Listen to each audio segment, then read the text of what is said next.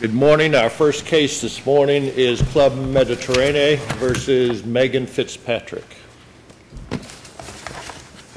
Morning, Your Honors. Richard Sherman for the appellant.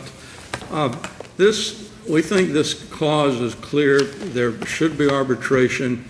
It specifically included all affiliated companies. The plaintiff alleged in his complaint these are all affiliated companies. They argue that the Doe and the Halliburton cases hold that rape can never be a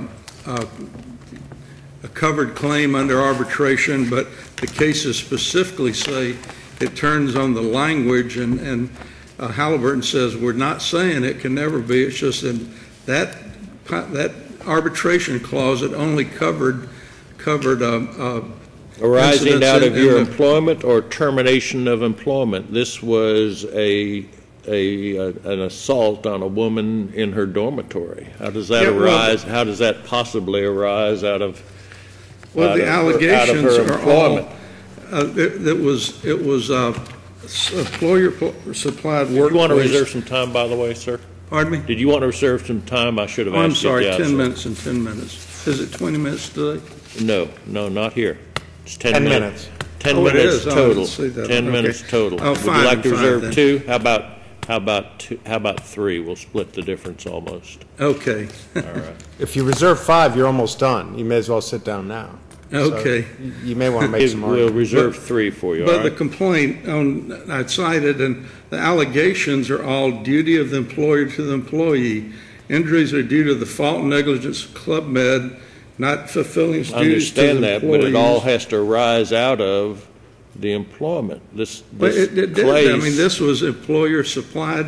They're saying they didn't supply security for its employees, didn't supply secure living facilities, inadequate security for its employees, security guards to protect its employees. They're all employment-related duties. And so their complaint, they claim, oh, we're suing them as a landlord. They're not. They don't have one word about landlord or operator. They say the employer did not fulfill the duties to its employees by providing adequate security. But this is an employment contract. This is an employment contract. The claim here really doesn't have a direct relationship to the terms of the contract. It is a tort claim. Well, yeah, the arbitration agreement specifically covered tort and intentional tort claims. And the case law, and I cited tons of cases, say that even if you don't specifically state it covers tort claims, that usually is covered. If a lot of the clauses that say just any and all claims, and even those are held to cover tort claims. And we cited a lot of cases to that effect. So you think the Doe, the 11th Circuit case, Princess Cruz case, is wrongly decided? No, it's not. They specifically say it's decided, these cases are all decided under the specific wording of the arbitration clause. And, that's the one consensus. That's true, but they also say the phrase arising out of, which is the identical phrase that we have in this case, places the focus on whether the tort or breach in question was an immediate foreseeable result of the performance of contractual duties. Contractual duties. Yeah. So tell me how, in this case, if you don't agree, if you don't contend that Princess Cruz was wrongly decided, tell me then how, under the analysis of Princess Cruz's, this is arbitrable because the tort or the breach in question was an immediate foreseeable result of the performance of contractual duties. Doe says if the clause had only said any and all disputes, it would be covered, but then it went further and had limited language which took it out of that. But it specifically said if they'd only said any and all disputes and left it there. But secondly, in this case, and that may be true in this case as well, if you had left it there. No, they did not. In this case, that's what I'm saying. It's fact specific. They did not have any further clauses that took it out. It said any and all disputes, including torts and intentional torts. Well, but it said relating to or in any way arising out of or connected with the crew agreement, these terms or services performed for the company. That's pretty broad, isn't it? How is that less broad than what we have here? They had, if you read the whole case, it says. I did manage to do that, thanks. But they said that they put this limiting language in. If they just said any and all disputes, period, that would have been it. And I was merely suggesting that had that happened in this case as well. They did. They did end it there. They just said any and all disputes, including torts and intentional, and left it there. They didn't have any further. But I guess the argument is, they said any and all disputes arising out of her employment. And these two prior cases suggest that, a rape in a dormitory, even though the dormitory is provided pursuant to the employment contract, is not a matter arising out of employment. Well, they say Your Honor, if the cases specifically state it hinges on the wording in those clauses. And once again, if you look at the allegations I know, here, but they seem to be reading. Employment. They seem to be reading, and I absolutely understand your argument regarding Doe, and Doe says that. But Doe seems to be reading one of the limitations in the Doe language as relating to the employment, and then they read employment as being less than the employment contract, because it seems the employment contract, part of the employment contract is the employer will provide housing. But they say, they seem to be indicating that part of the limiting language relating to the employment means relating to her actual work, not necessarily her where she sleeps at night. And they make the argument, well, this wasn't her workplace. Yes. Well, we also cited numerous cases where a different assault in negligent, intentional assaults are covered. I mean, there are numerous cases. Yeah, but I mean, what about the argument of the dormitory is not the workplace? Well, that was just under Halliburton, is that it only covered torts, quote, in the workplace. And so that was not the workplace. We don't have that limiting language here. Any and all torts and all their allegations of the contract, and I quoted them, were all duties of the employer to the employee. That's what they're alleging here, is breach of security. Mr. Sherman, I want to move on to the forum nonconvenience. Yes, Your Honor. Issue, assuming that we were to decide that this case is not an arbitration case to send to arbitration, and assuming further that the provision in the arbitration agreement that says that the arbitration will occur in Miami is not applicable. In other words, set the arbitration contract totally to one side. Why should we not reverse on the forum non? I mean, isn't it? Well, Your Honor, I definitely believe you should, because the whole basis of that was the court rule that since we said venue of the arbitration would be in Miami, that created tort venue, and those are two different things. In arbitration, you use depositions of the witnesses. I mean, we filed an affidavit that said a lot of the witnesses don't have passports, couldn't come here, and the agreement says that the law of the Bahamas will apply. So, and under McKinney, definitely it should be in the Bahamas. But would you concede that under the Kinney analysis, the trial court can, and perhaps even should, consider that you chose Miami as a forum for arbitration, not necessarily for trial, but shouldn't that be part of the Kinney calculus by the trial court in deciding whether the forum is truly not convenient? Well, I mean, if it is, it's a lesser part of the equation. But do you agree that it's a factor that could be considered by the trial court? I guess it's a factor. I don't know that Kinney really addressed that, but I think certainly the overriding ones are the others in choosing Bahamas law. But did the trial court go through the McKinney factors? No, she did not. She just said that since we chose, I mean, she didn't even address them. Just since we had that for arbitration, then it granted it for. She said it was a waiver. She said it acted as a waiver of the right to contest FNC. I didn't recall using waiver, but that's why she said. All right, thank you. Let me just one sentence. There's no reason why some of the claims against some of the party should not be covered. She didn't even hold it was covered as to the one that signed the contract. And then a lot of these claims, like I read, are regular employment claims, duty of the employer to the employee. So even if all of them were not covered, some of the claims would be covered and some of the defendants would be. But all right. Thank you, counsel.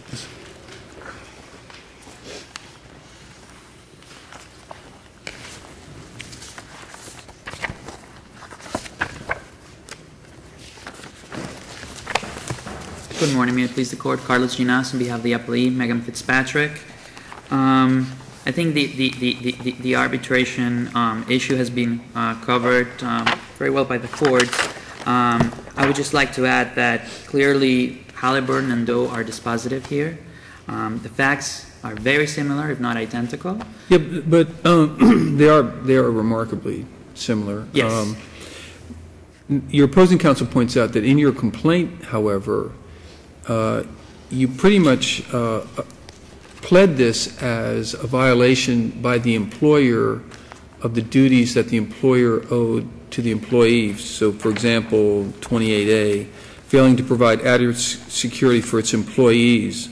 B, failure, quote, regard to security for its employees. C, failure to warn its employees, including plaintiff. D, failure to warn, protect, guard, secure the safety of its employees. And you go on and on. It's there are references to the employer-employee relationship. So, and Your Honor, it's not a secret here that she's an employee. Just as it was not a secret that she was an employee in Doe. And but is the cause of action based upon the employment relationship? No, and that's the key issue here. So why does your complaint reference failure to provide security for employees? The key test is, as the Doe court explains it, is it's not whether the plaintiff is an employee, the victim is an employee, is whether her claims could exist in the absence of the employment relationship, right? So the court in Doe said if she were a passenger on the cruise ship, or here, if she were a guest on the resort, and somebody broke into those premises and assaulted her, there is no question that she would have the same identical claim for failure to provide security. What if she was working at a front desk? Yes. And there was inadequate security at the front desk. And, a perpetrator walks in and shoots her and shoots a customer.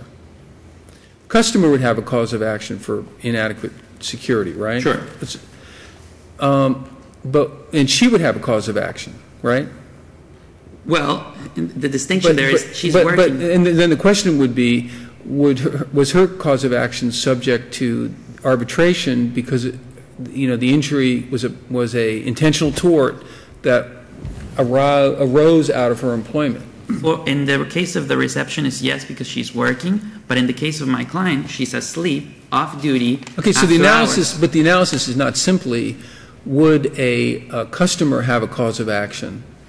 That analysis doesn't answer our question. The analysis is the tort itself, the one-count complaint of premises liability, is that connected to the employment? And how we answer that is we create a hypothetical scenario, and Halliburton did this and Doe did this. Would a person who is not an employee, who happened to be there at the same time and at the same place, but in the absence of the employment relationship, would that person have the exact same cause of action as this one-count complaint? And then if so, and the answer is yes. And if so, then it wouldn't arise out of employment. Correct. And in that case, but what about the hypothetical I gave you? In your hypothetical, Your Honor. Because the third party, the non-employee, would have a cause of action. Correct. So following that logic, then therefore, the employee's claim would also not be subject to arbitration because a third party would have had a cause of action. Well, how I would distinguish that, Your Honor. I mean, it seems to me that that language in the federal court opinions strikes me as not that persuasive. How I would distinguish that, Your Honor, in your hypothetical, the employee is a receptionist at work in the middle of the night. And what both Doe and Halliburton show is that when did it happen, what was the person doing, and where did it occur? So if she's off duty, and I think we made a pretty good job showing how these campus, the housing barracks are far away from the work site. Let me ask you this. And if she's asleep. Let me counsel, if I can. Let me ask you this. The employer is required by the employment contract to provide housing. Correct. So let's say in the housing, the toilet's overflowing and unsanitary water covers the bedroom floor, right? Yes. So she brings a cause of action saying, hey, you're violating the conditions of the contract that require you to provide sanitary, that the housing be, you know, decent and it be at least sanitary. Would that be a claim that arises out of the employment? It certainly does not. So it wouldn't be subject to arbitration? It wouldn't be subject to arbitration. It does not arise out of the employment. And the reason is, like the court said. What if they failed to give her housing? What if the contract says they have to provide housing and they say, you know what, we don't feel bound by that. Just like you got to pay for your own housing. Well, just like the, would that arise out of the employment? Well, as Halliburton and Doe said, just because the employer is providing them with free housing, free meals, just because it's employer providing housing doesn't mean. You don't want to answer my question? I mean, you don't have to. I mean, it's just not a jail, but can you answer my question? I guess I'm misunderstanding your point, Your Honor. Is the question, if the toilet is overflowing and the employer fails to provide the housing, just says, drop dead, we're not paying for your housing, get your own housing. She then says, okay, I'm going to make a claim for the housing which I'm allowed under the contract. Well, would that claim arise out of her employment? Yes, of course, because she's bringing a claim arising out of the contract. If she's saying, well, and so providing the housing is part of the employment contract. Yes, as part of the employment. And innate within that is providing a clean housing, right? So that would also arise out of the contract. But then innate with that is also providing safe housing. So that arises out of the contract. And frankly, that's how you pled it. You said the employer failed to provide the security for the employee. But again, and I would direct the court to paragraph 24 of the complaint. We made it very clear in our allegations that she was off duty, asleep in her bedroom, when somebody just broke in and climbed through her window and tried to assault her. It seems to us preposterous to say that it arises out of the employment contract. And why did you allege in paragraph 26 that at all times material, it was the duty of Club Med defendants to provide plaintiff a reasonable, safe work environment? Why is that relevant if, as you say, this is not cast as a negligence by an employer to the employee? If she were a guest of the resort or a passenger in the cruise ship or a passerby in Iraq. My question is, why did you cast this as a failure of an employer to provide a reasonably safe work environment to an employee? You chose the language of the complaint. You can make the same allegation, Your Honor. But you didn't. You made this allegation. No, the question I'm asking is why? If they're wearing two hats, and if they are the operators and owners of the premises, they have a common law duty. It doesn't matter that they're the employers. They have a common law duty to provide safe premises. You're right. So let's go back to my question, sure. though, rather than your answer, which is, if this is not arising out of an employment relationship, why did you cast it as such when you alleged that the defendant breached their duty to provide the plaintiff with a reasonable, safe work environment, as you said in paragraph 26 of your complaint? Well, that I would agree is poor drafting of the complaint, Your Honor. And how about paragraph 28? Failing to provide adequate security for its employees, including plaintiff's assigned bedroom.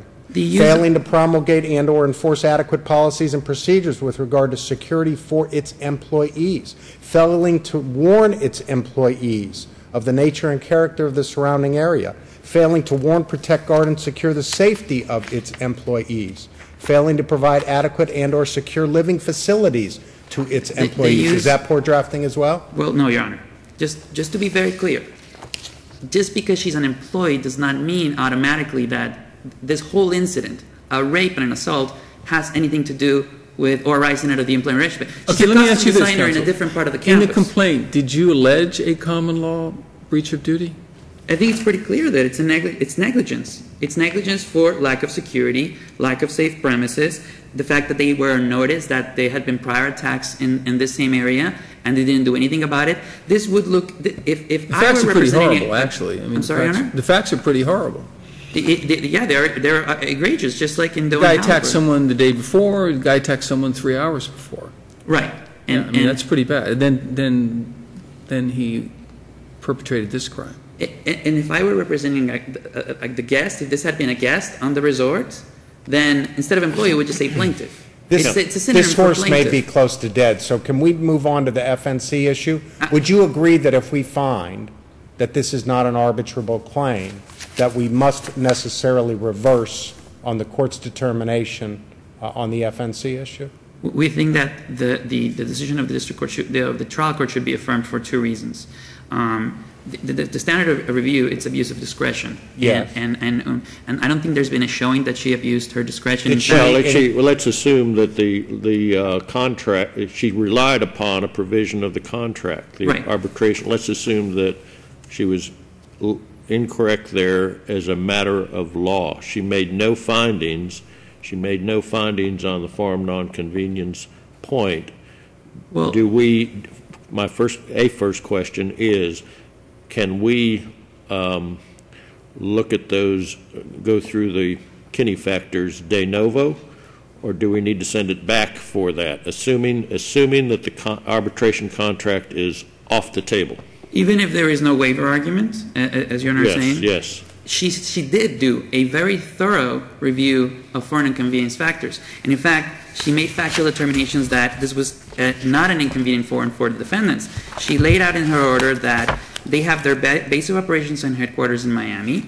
She laid out in the order that they have headquarters in Miami, principal address is in 6505 Blue Lagoon Drive. They have a registered agent. Are those Kinney factors, or are those subject matter or personal jurisdiction factors? Those are findings of fact that relate to the Kinney factors. Just because she didn't say What did she say about witnesses and public interest and private whether interest? Well, she said that for employees of Club Med Bahamas to apply for jobs, they have to do it to a U.S.-based website. Right. That is also in the United States. Can we go through the Kinney analysis ourselves, de novo? I think that what the court would have to do is take the factual findings of the district court. Or would we send it back? Would we send it back? I mean, really, there's no. The only connection here that this case has is that the defendant has its headquarters here, and apparently the employees look at a website that is created here, correct? But more than that, Your Honor, and again, the standards of use of discretion, she also went at length and described how the North American headquarters, which are based in the United States, manage the whole Bahamas operation. Yes, I understand that. They're all here. So if we were to take the Kinney factors and we were to apply the factual findings entered by the district court, by the trial court, and also, as the court mentioned earlier, we take into consideration, I think one of the most important factors is that they contractually accepted Miami as the forum of the... For arbitration purposes. They still putting it in the contract. They are the ones that draft. Might be a factor. For a claim that it turns out is not arbitrable, if we were to reverse on that. I understand, but it should still be a factor. It may be a factor in the Kinney analysis, but it's certainly not a waiver. Were there affidavits filed in support of and opposition of the FNC motions? Well, there was plenty of evidence that we put No, that's not what I asked. Were there affidavits filed in support of or in opposition to the forum nonconvenience motion to dismiss? Affidavits by my client? No, Your Honor. I didn't ask. Sorry.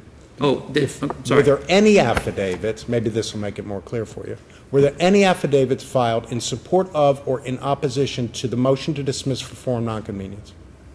No, there were not. Was there live testimony taken at the hearing before the judge ruled on that motion? There were not.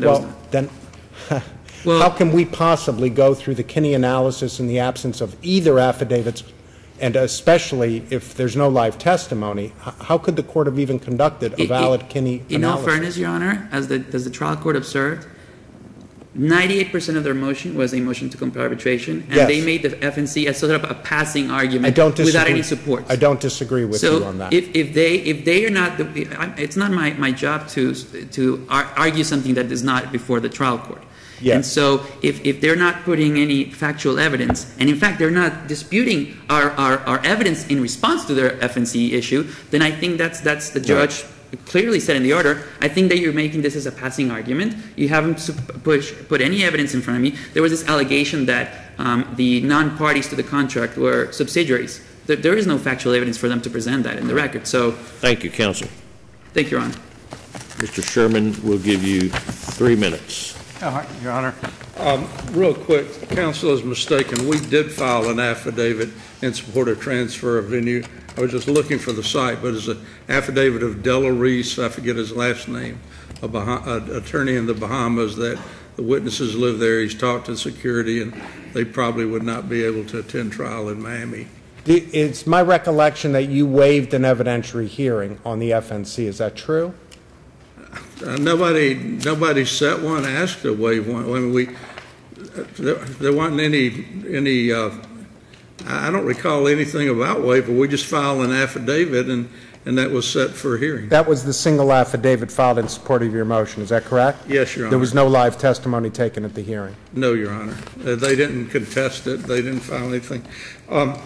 Now, let me say the dorm, I don't want to make sure, it was on the same resort property. There were the hotel rooms, and then behind them was the dorm, but it was on the same property behind, the Club Med resort. But we do have 2 federal circuit court cases distinguishing between torts that occur in the workplace, so to speak, and torts that occur in a dormitory. Yes, Your Honor, but I mean, the language, and I pull this, and Doe is very clear that we do not hold as a matter of law sexual assault allegations can never relate to someone's employment. The one consensus emerging is that it is fact-specific and concerns an issue about which courts agree. It says you examine the language of the clauses. And I cite it on page 25 forward in my brief, numerous cases that hold different claims: sexual discrimination, intentional acts, assault, fraud, libel and slander, fraud, intentional interference with a business relationship are covered under arbitration clause. This is one type of, intentional assault, and it's obviously a horrible assault, but there's a lot of case law that holds it is, and in Doe and Halliburton, some of the counts were subject to arbitration. Here, I mean, all the counts relating to employment, duties of the employer are subject. I mean, none of these cases hold that the whole case gets thrown out because the basis is an assault. Both Doe and Halliburton, hold some claims are subject to arbitration. So, like I say, the Polestar and ruling on arbitration, it's not like another contract that it is to be strictly interpreted. The case law, the Polestar, is that it's to be liberally interpreted because arbitration is favored in law to avoid litigation. Thank you, counsel. Thank you, Your Honors.